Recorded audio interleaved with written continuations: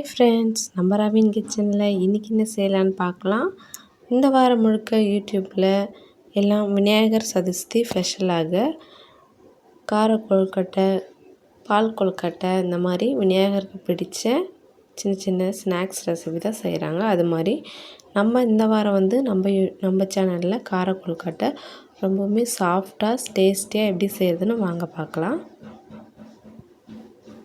அதுக்கு நான் ஒரு வாணலில் எண்ணெய் விட்டுக்கிறேன். தேவையான அளவுக்கு கடுகு, உளுத்தம்பருப்பு ரெண்டுமே மிக்சிங் தான், அதையும் இதில் சேர்த்துக்கலாம். கடலைப்பருப்பு சேர்த்துக்கலாம். நல்லா பொரிஞ்சு வரட்டும். இது கூட 2 காஞ்ச மிளகாய் கிள்ளிக்கலாம். கருவேப்பிலை சேர்த்து நல்லா இதை வதக்கி விட்டுக்கலாம்.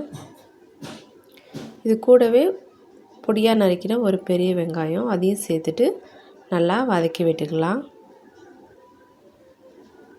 இப்போது ஒரு கப்புக்கு நான் தேங்காய் துருவல் வச்சுருக்கேன். அதையும் இது கூட சேர்த்துட்டு நல்லா மிக்ஸ் பண்ணி விட்டுக்கிறேன்.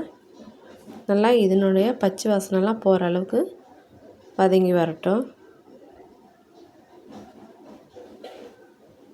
பாருங்கள், நல்லா வதங்கிடுச்சு. இப்போது நம்ம எந்த கப்பால் மாவு எடுக்கிறோமோ அந்த கப் அளவுக்கு 2 கப் தண்ணி சேர்த்துக்கலாம். நான் 1 கப் மாவு எடுத்திருக்கேன். பாருங்கள், 2 கப்பு தண்ணி சேர்த்துட்டு அது கூட உப்பு சேர்த்து நல்லா கொதிக்க விட்டுக்கலாம். 1 கப் மாவை சேர்த்து நல்லா இது கூடவே மிக்ஸ் பண்ணி விட்டுக்கலாம். பாருங்கள், நம்ம கரெக்டான அளவுக்கு தண்ணி வச்சுருக்கோம். அதனால் எல்லாம் கரெக்டாக வெந்து வந்திருக்கு. இதிலே நல்லா பாதி வெந்துருச்சு. இந்த அளவுக்கு நல்லா வெந்து வந்திருக்கு பாருங்கள். இப்போது இதை நல்லா ஆற விட்டு எடுத்துக்கலாம். சூப்பராக சாஃப்டாக வந்திருக்கு. இது நல்லா மிக்ஸ் பண்ணி விட்டுட்டு பக்கத்தில் நான் ஸ்டவ் பற்ற வச்சு இட்லி பானையில் தண்ணி சூடுபடுத்தியிருக்கேன்.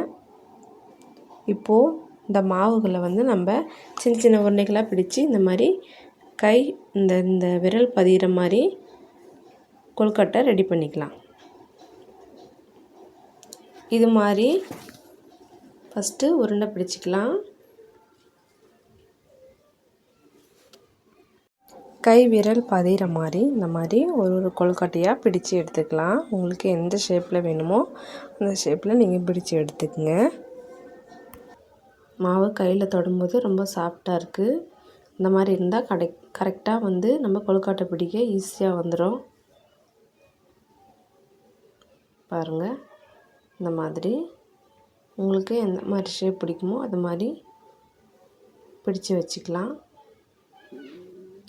இப்போது நான் உருண்டை ஷேப்லேயும் பிடிச்சி வச்சுருக்கேன். பாருங்கள், கொழுக்கட்டை ரெடி ஆகிடுச்சு. இப்போது இட்லி பானையில் தண்ணி கொதித்து வந்துடுச்சு.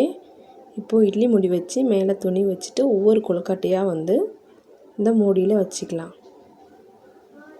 பாருங்கள், இது மாதிரி எல்லா கொழுக்கட்டையும் வச்சுட்டோம். இந்த உருண்டைகளையும் வச்சுட்டு 8 நிமிஷம் இதை வேக விட்டு எடுத்துக்கலாம். ஏற்கனவே நம்ம மாவு மிக்ஸ் பண்ணும்போதே பாதி வெந்துருச்சு.